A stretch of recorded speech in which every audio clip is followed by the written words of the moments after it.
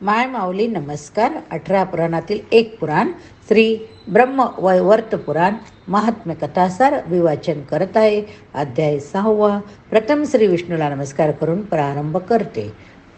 भाग 14. तुळशीचे आख्यान. नंबर 1. नारदाने विचारले, तुळशी ही नारायणाची प्रिय कशी झाली? ती कोठे उत्पन्न झाली? तसेच तिच्या पूर्वजन्मीची हकीकत काय? भगवान नारायणाने सांगितले, परम वैष्णव महापुण्यवान असा सावर्णी म्हणून नावाचा राजा, त्याचा पुत्र धर्म सावर्णी, त्याचा पुत्र विष्णू सावर्णी, त्याचा पुत्र देव सावर्णी, त्याचा पुत्र राज सावर्णी, असे राजे झाले. राजे सावर्णीनंतर त्याचा पुत्र वृषध्वज हा राजा झाला. तो विष्णूचा परमभक्त. भगवान शंकराचे त्याच्यावर आपल्या पुत्राहूनही जास्त प्रेम. नारायण, लक्ष्मी, सरस्वती अशा बाकीच्या कोणत्याच देवतेस तो मानित नसे.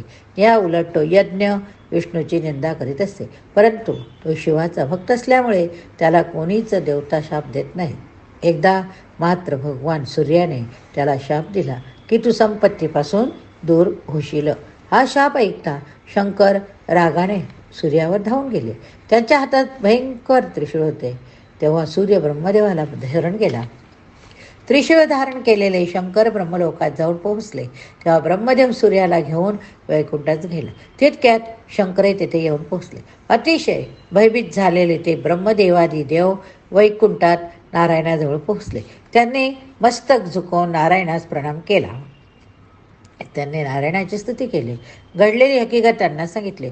तेव्हा भगवान विष्णू त्यांना भय देऊन म्हणाले, मी येथे असताना तुम्हाला कोणाकडून भय नाही. तेवढ्यात शंकर तेथे येऊन पोचले.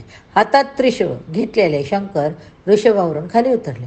रक्तकमळासारखे लाल डोळे असलेल्या त्या शंकरांनी मस्तक झुकवून नारायणाला प्रणाम केला. शांत स्वरूपाचे नारायण रत्नजडित सिंहासनावर बसलेले होते. रत्नांचे अलंकार त्यांना शोभून दिसत होते. त्यांनी मस्तकावर किरीट, कानात कुंडले घातले होते. त्यांनी गळ्यात वनमाळ घातले होते. नूतन मेघांसारखे ते श्यामल होते. त्यांचा चेहरा सुंदर असून त्यांना 4 भुज होत्या. त्यांनी हातात चक्र घेतले होते. 4 हातांचे त्यांचे शवक त्यांच्या बाजूला होते. ते त्यांना श्वेत रंगाच्या चामरांनी चारा घालीत होते. त्यांच्या शरीरावर चंदनाची उटी लावलेली होती. त्यांनी पिवळे वस्त्र नेसले होते. त्यांनी लक्ष्मीने दिलेला विडा खाल्ला होता. विद्याधराचे नृत्य गायन हे उपभोगत होते. त्यांच्या चेहऱ्यावर मंद स्मित होते. अशा त्या सुंदर अशा भक्त वत्सल नारायणास महादेवाने प्रणाम केला. ब्रह्मदेवाने प्रणाम केला. भ्यालेल्या सूर्याने नमस्कार केला. भक्तिभावाने चंद्राने प्रणाम केला. कश्यप ऋषींनी त्यास प्रणाम केला. कश्यप ऋषींनी त्यांचे स्तवन गायले. तसेच शंकरांनी त्यांचे स्तवन केले. नंतर सुखासनावर बसलेले शांत विष्णू अमृतासारखे मधुर वचन बोलले. हे चंद्रशेखरा, वास्तविक शिवानेच शिवाला शिवप्रश्न विचारणे ही उपासाची गोष्ट. कारण आपणही शिव आहात, मीही शिवच. मी आपल्याला शिव म्हणजे मंगल किंवा कल्याणाचा प्रश्न कसा करणार? परंतु तरी लौकिक अर्थाने मी तुम्हाला प्रश्न विचारतो. आपण तपाचे फळ देणारे, संपूर्ण संपत्तीचे दान करणारे आहात. तेव्हा समस्त संपत्तीचा प्रश्न यावेळी आपल्याला करणे योग्य नाही. आपण तर ज्ञानाच्या अधिष्ठाता, देव, सर्वज्ञ आहात. म्हणून ज्ञानाच्या विषयी आपल्याला प्रश्न विचारणे देखील व्यर्थ होईल. आपण सदा निरापद म्हणजे मृत्यूवर जय मिळणारे असता. तेव्हा आपल्याला विपत्तीच्या संपत्तीच्या संबंधी प्रश्न विचारणे देखील वृथा होईल. आपण आगमनात आपला आश्रय राहणारे आहात. तेव्हा वाग्धनाचा प्रश्न देखील व्यर्थच होय. तेव्हा आपणच सांगा की आपण कोणत्या गोष्टीने त्रासून येथे आला आहात? श्री महादेव म्हणाले, वृषध्वज राजा हा माझा सर्वात प्रिय भक्त. तो मला माझ्या प्राणाहून अधिक प्रिय. त्याला या सूर्याने शाप दिला. हेच माझ्या क्रोधाचे कारण. म्हणूनच मी राजाला, सूर्याला मारायला इथे आलो. आपल्या पायांचा आश्रय कोणी प्रत्यक्ष किंवा अप्रत्यक्षपणे घेतला, केवळ वाणीने किंवा नुसत्या ध्यानाने जर कोणी आपल्याला शरण आला तर त्याला मृत्यूपासूनही भय उरत नाही. तो पूर्णपणे निर्भयपणे निर्भय होतो. स्मृती हीच संपूर्ण अभय देणारी समस्त मंगलदायी दात्री होय. तेव्हा मला काळजी हीच आहे की आता माझ्या भक्तांची स्थिती काय होणार? हे प्रभो, तेवढे मला सांगा. कारण सूर्याच्या शापाने बिचारा वृषध्वज वेडावाल्यासारखा झाला. त्याची सर्व शक्ती संपत्ती नष्ट झाली, तेव्हा त्याचे कल्याण कसे होईल? श्री भगवान नारायण म्हणाले, देवयुगाच्या द्वारा 21 युगाचा काळ निघून गेला. वैकुंठामधील अर्धी घटका लवकरच निघून जाईल.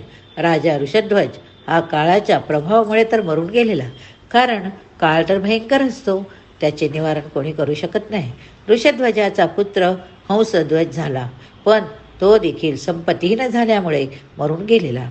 त्याचे जे 2 पुत्र धर्मध्वज कुशध्वज होते ते महान होते, परंतु सूर्याच्या शापामुळे त्यांचे वैभव नष्ट झाले आणि ते काळाच्या प्रभावाने मरणार आहेतच. परंतु राज्य निघून गेल्यामुळे ते दोघे तप करू लागले. त्या दोघांच्या पत्नीमधील कलेचा पोटी लक्ष्मी जन्म घेईल.